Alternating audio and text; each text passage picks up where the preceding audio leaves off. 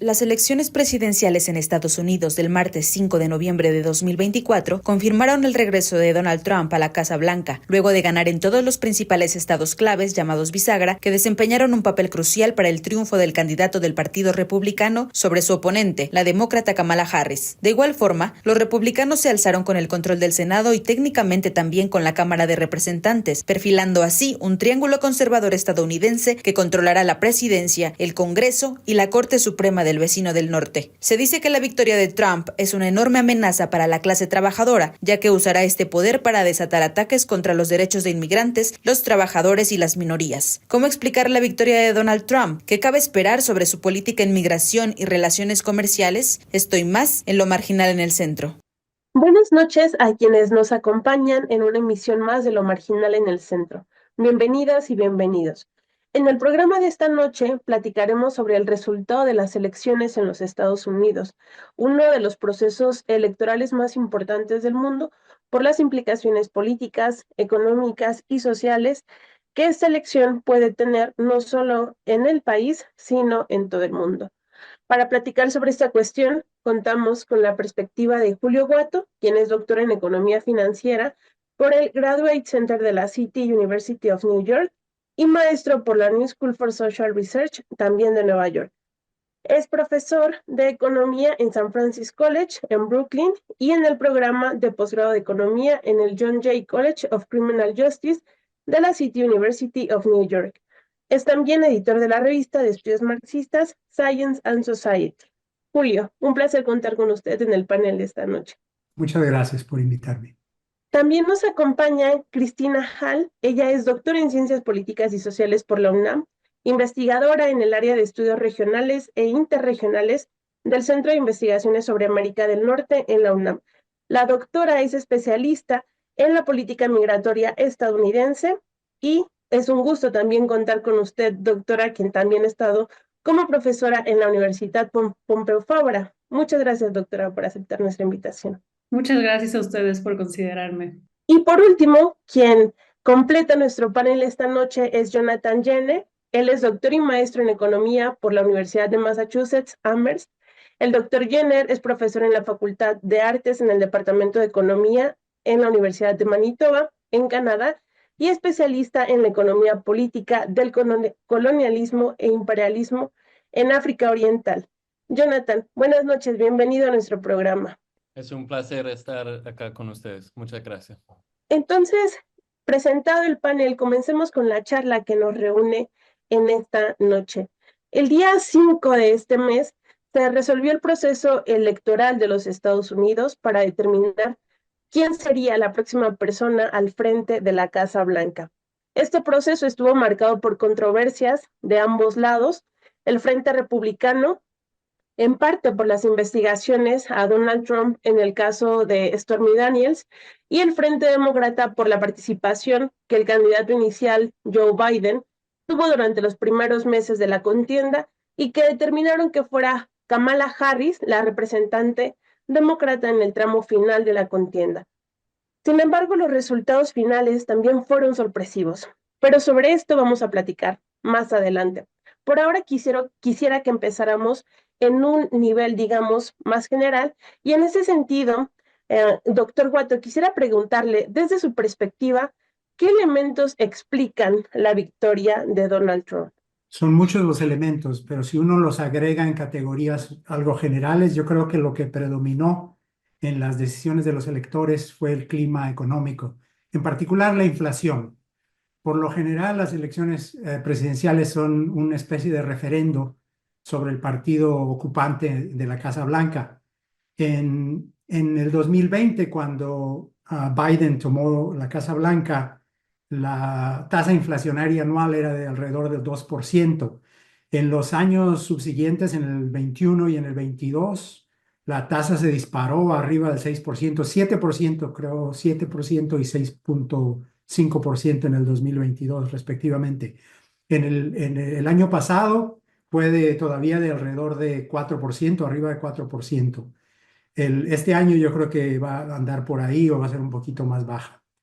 Entonces, hay economistas que apoyan al Partido Demócrata, como por ejemplo Paul Krugman, que es profesor en la universidad en donde mi alma mater, Premio Nobel de Economía en el 2008, articulista del New York Times, escribió chorro mil artículos argumentando que había un divorcio entre la percepción que la gente tiene o tenía sobre el desempeño económico de Biden y la realidad de dicho desempeño. Incluso organizó a fines de septiembre un panel de ponentes allí en la universidad, Krugman incluido, y arguyeron que precisamente eso, que la situación en cosa de empleos, en cosa de ingresos, estaba bien o está bien gracias a Biden y que la inflación estaba siendo controlada y que se debía a factores fuera del control de la Casa Blanca. De nada sirvió.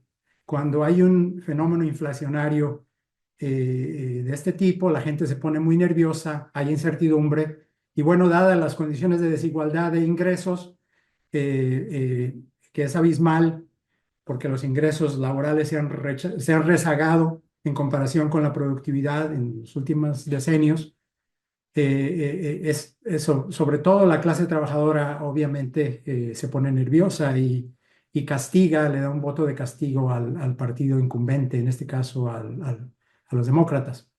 Ahora, hay datos de la encuesta, las encuestas que se organizan a boca de urna o encuestas de salida.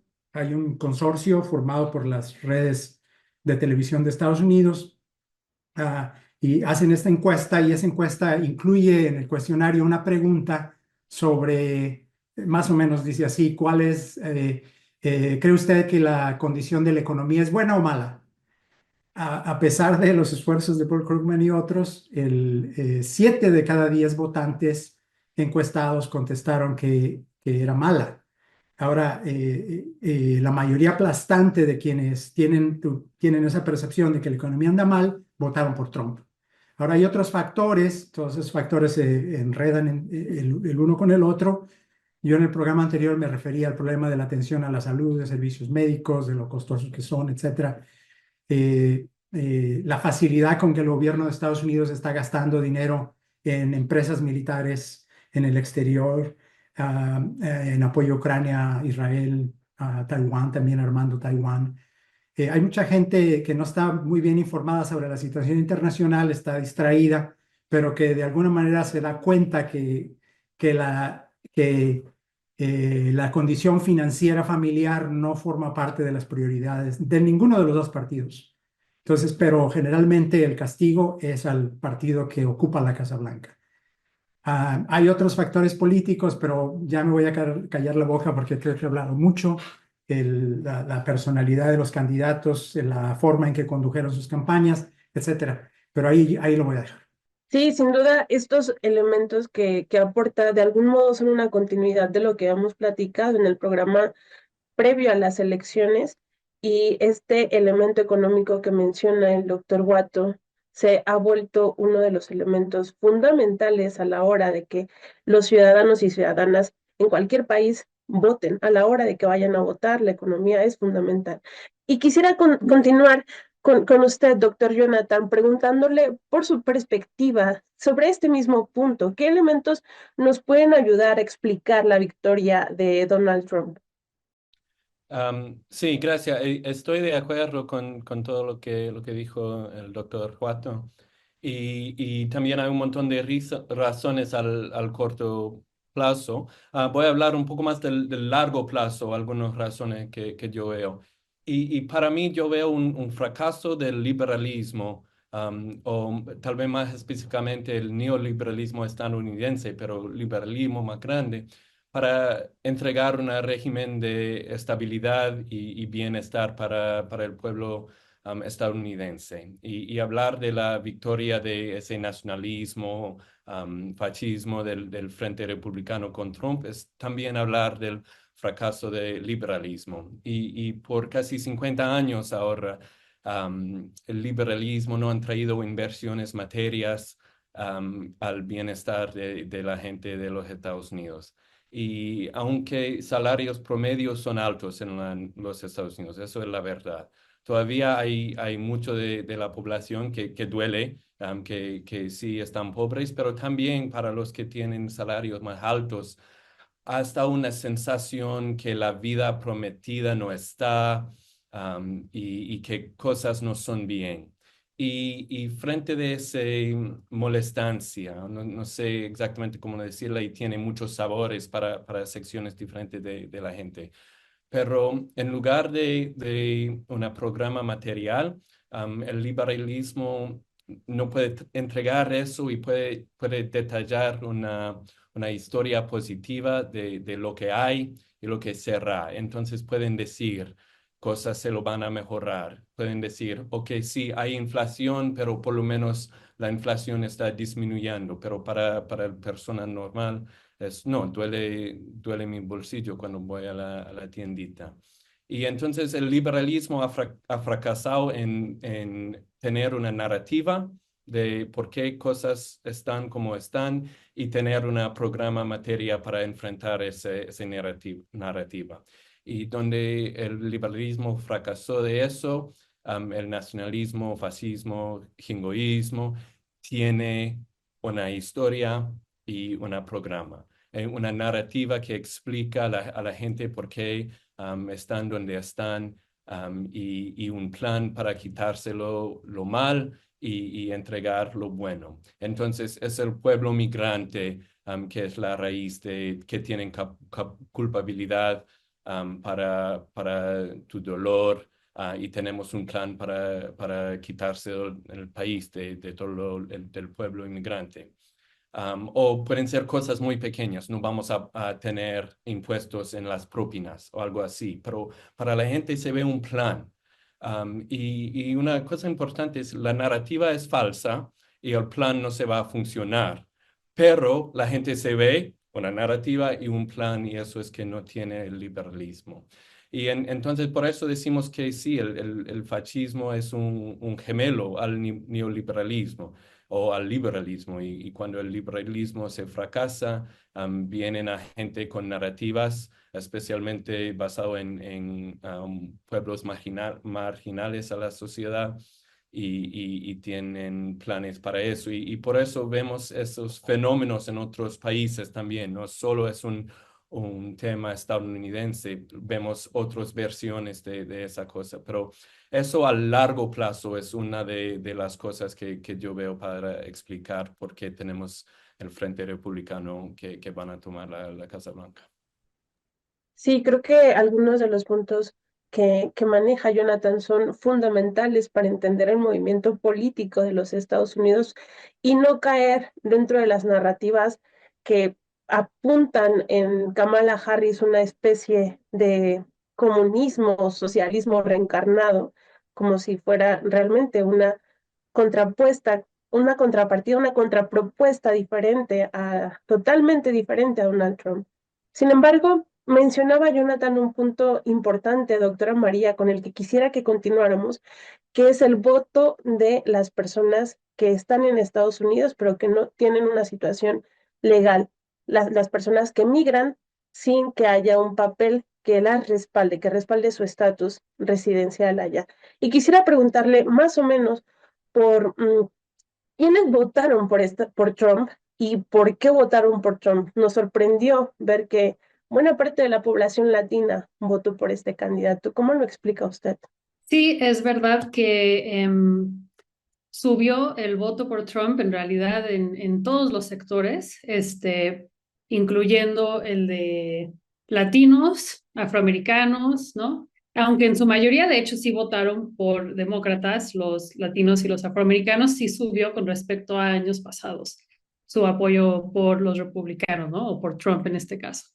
Y sí, vemos que, o sea, hubo aumentos, por ejemplo, en Miami, un lugar donde no habían ganado los republicanos, y eso fue muy, muy sorprendente, porque de hecho hay una población indocumentada grande, las personas indocumentadas no pueden votar, pero estamos en sociedades donde sí hay muchas conexiones entre personas ciudadanas, no ciudadanas, ¿no? Hay personas con familias mixtas y en este sentido pues fue sorprendente, ¿no?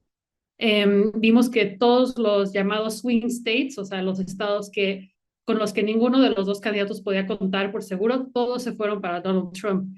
Y el apoyo rural también subió mucho. O sea, ya era para Trump, pero se galvanizó todavía más el electorado en esta ocasión y salieron a votar. ¿Y qué lo explica? Yo creo que, como decían mis dos compañeros, ahora ya las narrativas son mucho más importantes que las lógicas que las sustentan. O sea, Donald Trump pudo comunicar una narrativa y era muy clara. Era, vamos a bajar la inflación, va a haber una mejor economía y esto lo vamos a hacer deportando a 11 millones de personas indocumentadas y subiendo los impuestos a todo lo que viene del exterior, ¿no? Si analizamos estas dos promesas, o sea, de hecho son contraproducentes porque si pones impuestos a todos los productos extranjeros, pues evidentemente lo que sucede es que vas al súper y cuesta mucho más, porque el que paga el impuesto es el consumidor, ¿no? Y ahora deportas a 11 millones de personas, lo cual es muy difícil, pero bueno, intentas deportar a las personas y entonces también tienes menos trabajadores. Entonces, tienes a muy pocos trabajadores por los que tienes que competir, les tienes que pagar todavía más, tienes que pagar sueldos altos, pero la productividad va a ser menor porque hay menos trabajadores. Entonces, los precios al final de las pocas cosas que salen, los pocos productos que se logran sacar, pues son más altos. Entonces, no tiene sentido en realidad, pero sí pudo articular esta narrativa. En cambio, el Partido Demócrata, pues estuvo 4 años en el poder sin articular nada. O sea, yo dentro de mi propia investigación sí supe que Biden había invertido miles de millones de dólares en la manufactura, pero esto no lo escuchabas en las noticias. Al contrario, parecía que los demócratas eran como una especie de partido de la élite neoliberal, ¿no? Por otro lado, otra cosa que no se comenta tanto en las noticias, pero pues Gaza también jugó un papel muy fuerte. O sea, Kamala Harris y Biden terminaron siendo pues el partido que siguió enviando armas ante un genocidio muy evidente, ¿no? Y aunque los demócratas se quejan de que los de izquierdas cooptan el partido y todo, la realidad es que las personas más progresistas, como también en las derechas, los más derechistas, pues son los más activos a nivel político, son quienes salen a buscar, compartir por qué votar por tal persona, son los que hacen llamadas telefónicas, ¿no? Y entonces te quedas sin este sector activo y nada más tienes a los centristas, que en realidad son pues, los más pasivos, ¿no? Siempre un centrista es alguien que acepta el país en el que está tranquilo. Entonces creo que esto también tuvo que ver. Pero bueno, pues sí, básicamente está esta idea de los impuestos, la deportación, también está la idea de que los migrantes están viniendo más y que hay más crimen. Las dos cosas son falsas, hay menos migración que antes y el crimen ha bajado. Es verdad que hay más fentanilo, aunque esto se ve que lo traen personas, de hecho, con papeles, ¿no? Personas con pasaportes que pueden cruzar fentanilo. Y también está la crisis de vivienda. Eso también se ha utilizado, o sea, decir, ok, no solo voy a liberar un montón de trabajos porque voy a deportar a todos estos trabajadores indocumentados, pues va a haber más trabajo, pero también ya no van a estar ahí, entonces sus casas mágicamente van a estar vacías y vas a poder vivir ahí. Pero la realidad es, ¿por qué hay una crisis de vivienda? Pues porque en la pandemia no hubo construcción y también hubo menos trabajadores, ¿no? Entonces, como que ese fue un factor que llevó a una crisis de vivienda. Obviamente también está la especulación, el que la vivienda se use como inversión, ¿no? Pero pues todas estas como lo que se llama grievances, todas estas cosas que las personas sentían que estaban mal. No hay casas, hay una crisis de fentanilo, está muy caro el súper, pues Donald Trump lo supo atar de una manera más o menos convincente y con una propuesta, cuando Kamala Harris realmente no tuvo una propuesta clara, aparte de que Donald Trump es una amenaza a la democracia, ¿no? Muchas gracias. Sí, sí, creo que estos casos específicos nos ayudan a entender de forma más concreta por qué algunas minorías votaron por Trump sin hacer ninguna especie de satanización por la elección realizada, sino más bien tratando de racionalizar qué fue lo que pasó.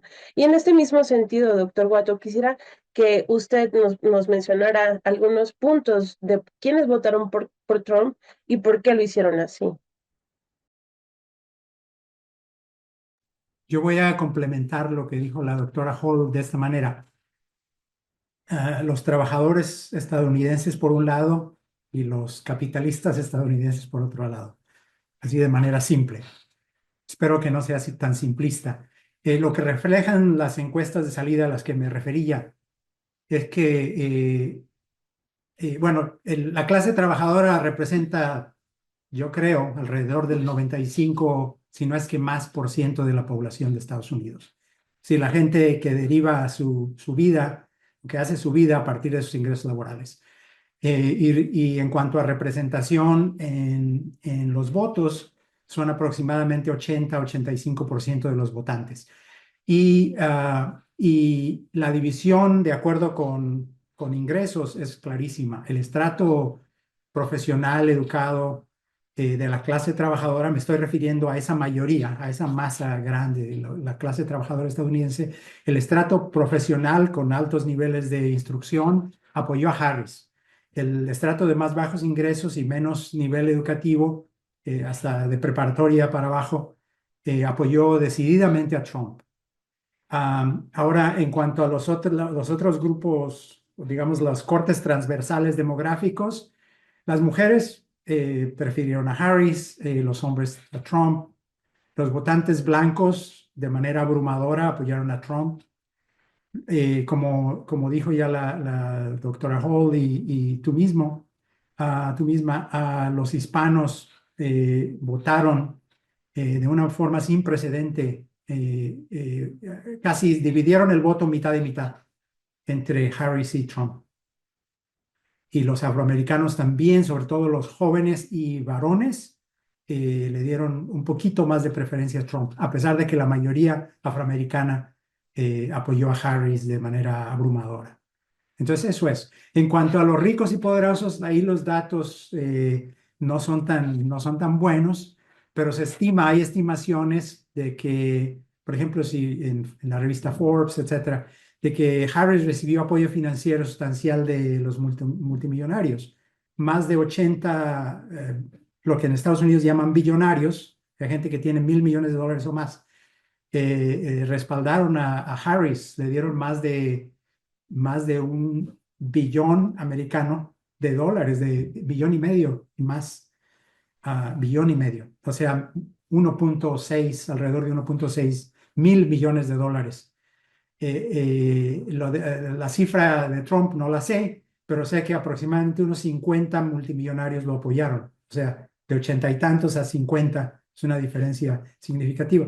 Y también, bueno, gente como Elon Musk apoyó a Trump, pero gente como Bill Gates y su ex esposa Melinda y Bloomberg y gente así apoyaron a Harris, la gente de Hollywood, etcétera.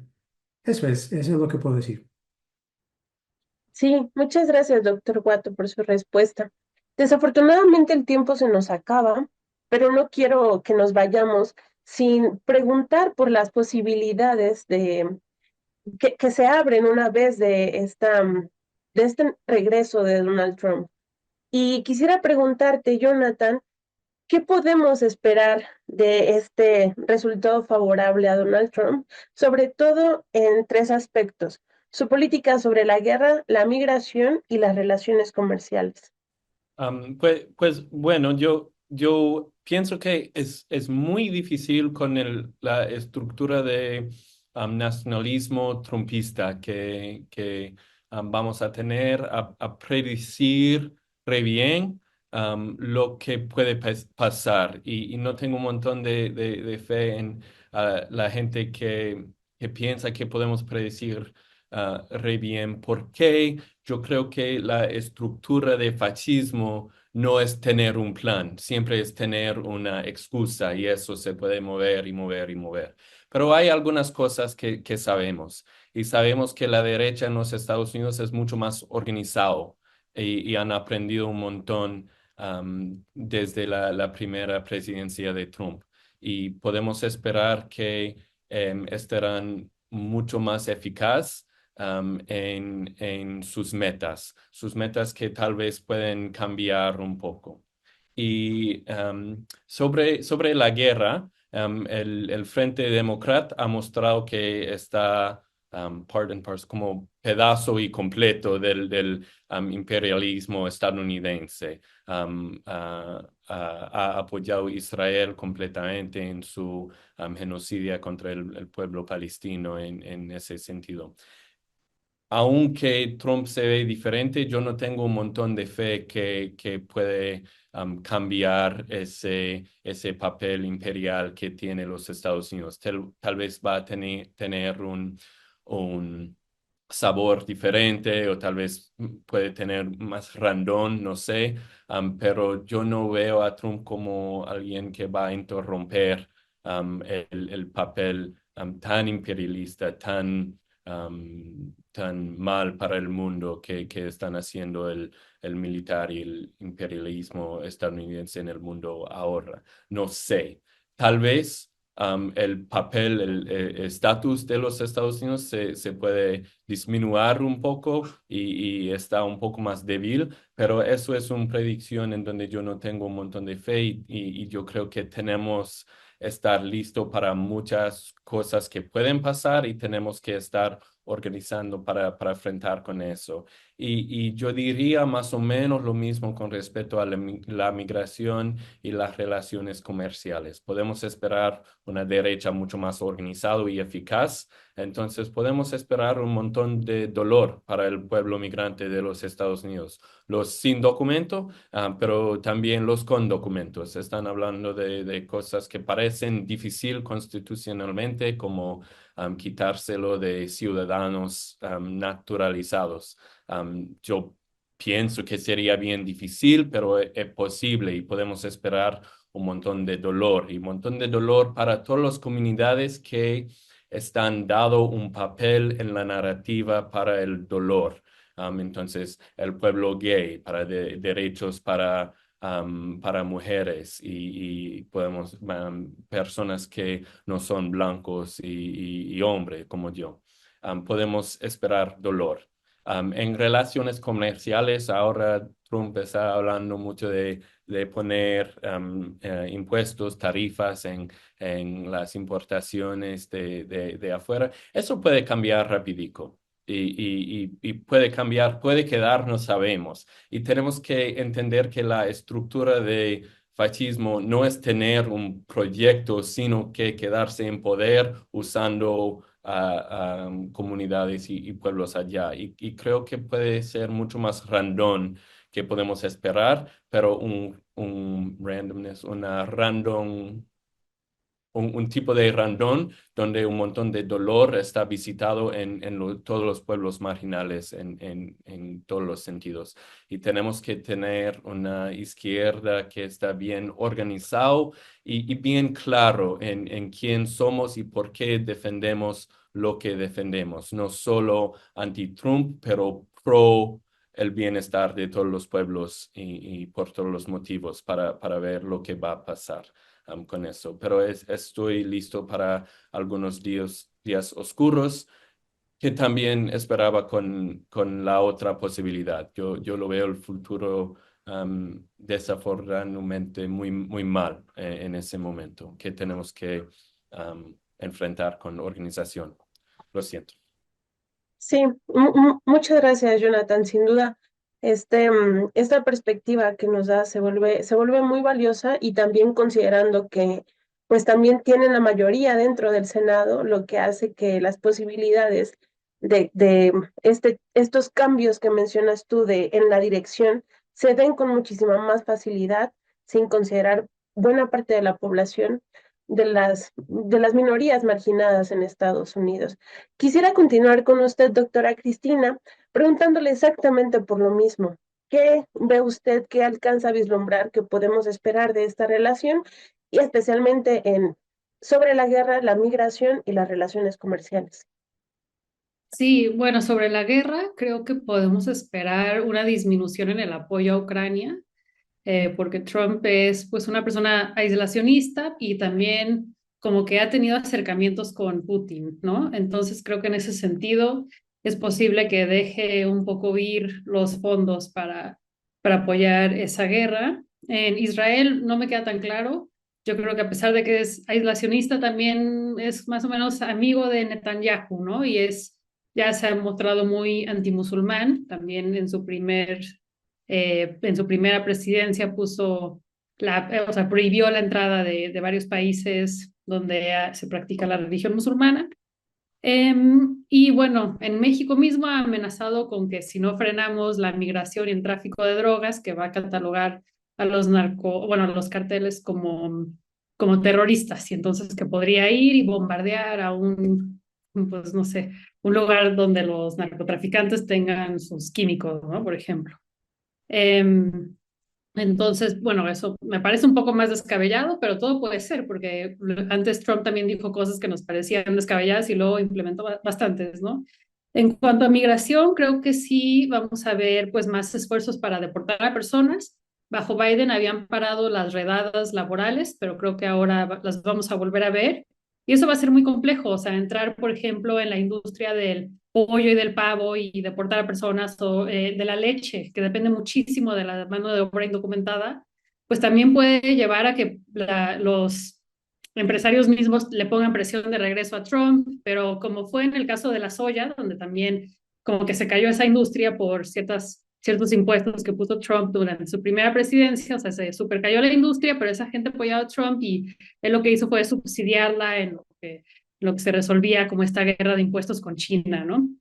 Entonces, bueno, no lo expliqué muy bien, pero China era el consumidor principal de la soya estadounidense y entonces cuando Trump amenaza con ponerle impuestos a China, pues China deja de comprar soya estadounidense, ¿no?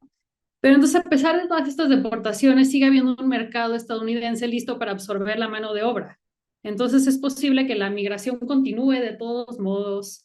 O sea, sí se disuade a ciertas personas que tendrán miedo de ser capturadas, ¿no? De estar en estos grandes campos de detención que piensa construir en Texas. Pero de todos modos, o sea, la realidad es que hay personas que dicen, bueno, si logro cruzar, voy a tener un buen trabajo o al menos voy a ganar 9 veces más de lo que gano en México. Aunque sea un trabajo como que muy explotado, pues sigue habiendo demanda, ¿no? Las relaciones comerciales creo que con México pues van a ser muy tensas, sobre todo si con esto de los aranceles. Al mismo tiempo es verdad que nuestras economías están muy integradas, sobre todo en la industria automotriz, o sea, Estados Unidos depende mucho de las maquilas en el norte de México y en Querétaro, que están como haciendo constantemente comercio. Entonces no sabemos bien cómo va a suceder, pero como decía mi colega Jonathan, muchas veces el fascismo o en este caso quizás es autoritarismo todavía, y ya que empieza a usar violencia contra la gente va a ser fascismo, pero mucho es improvisar, mucho es decir, ok, me fue mal en esto, entonces voy a poner subsidios y oye, voy a presionar a la agencia de estadísticas para que maquille un poco lo que están diciendo, ¿no? Entonces, creo que va a haber mucha improvisación, mucho apoyo de parte de su gente, o sea, que siempre le perdonan lo que sea, ¿no? Como vimos en el caso de quienes votaron por él, pueden perdonar que digan que Puerto Rico es una isla de basura porque pues hay una promesa económica detrás, ¿no? Entonces le perdonan muchas indecencias y yo creo que eso se va a seguir viendo, ¿no? Mucho apoyo. Sí, muchas gracias, doctora. Creo que los elementos que también usted aporta son muy importantes, ¿no? Sobre todo, pues, por esta mirada específica que pone sobre las relaciones que nos esperan con México. Ya lo vivimos, veremos cómo se mueve en esta ocasión.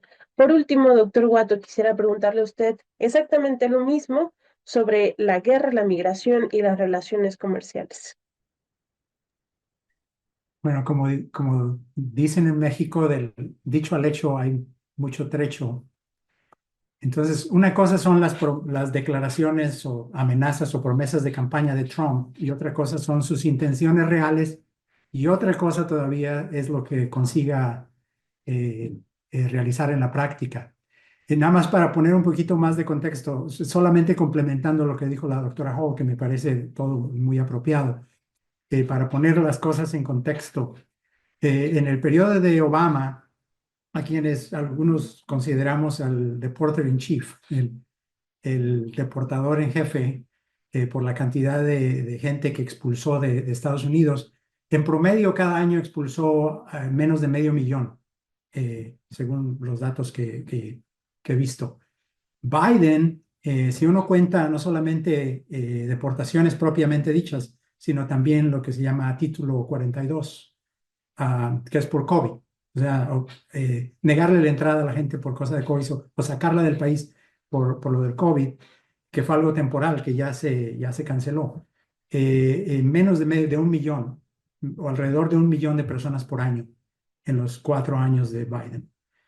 Entonces, para expulsar 15 millones de personas, que es lo que Trump ha dicho, requeriría casi cuadruplicar las expulsiones de Biden. Entonces, eso por las consecuencias que la doctora Hall mencionaba, inflación, la resistencia de los agricultores, la industria hotelera, etcétera, ahí donde se ocupa mucho trabajo de indocumentado, yo creo que tendría que, es decir, se toma como carne cruda que le arroja a sus seguidores más rabiosos, pero no algo que tenga factibilidad.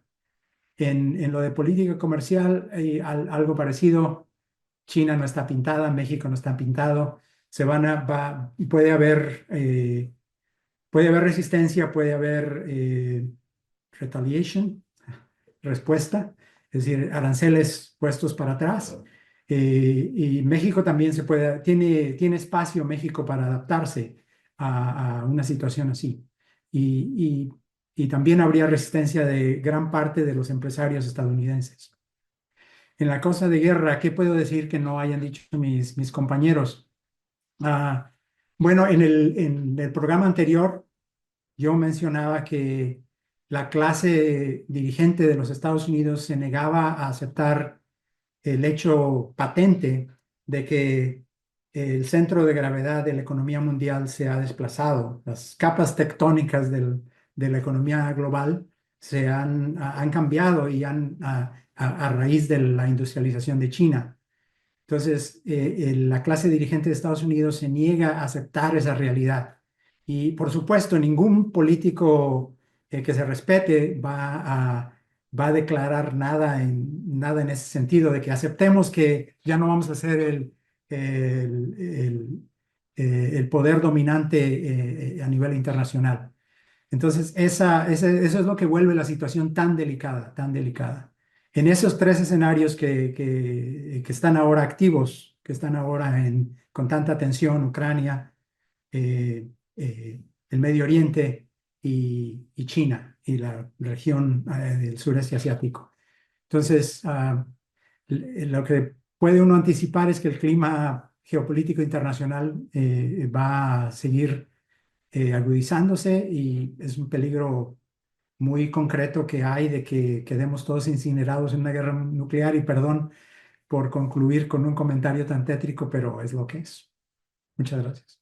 Sí, sí, doctor Guato, sin duda. Sin embargo, nos queda, como mencionaba Jonathan, la posibilidad de resistir lo más que se pueda, de organizar a los grupos que están inconformes, que se encuentran constantemente marginados por las grandes élites económicas en Estados Unidos, en México y en todo el mundo, y pues sobre eso iremos.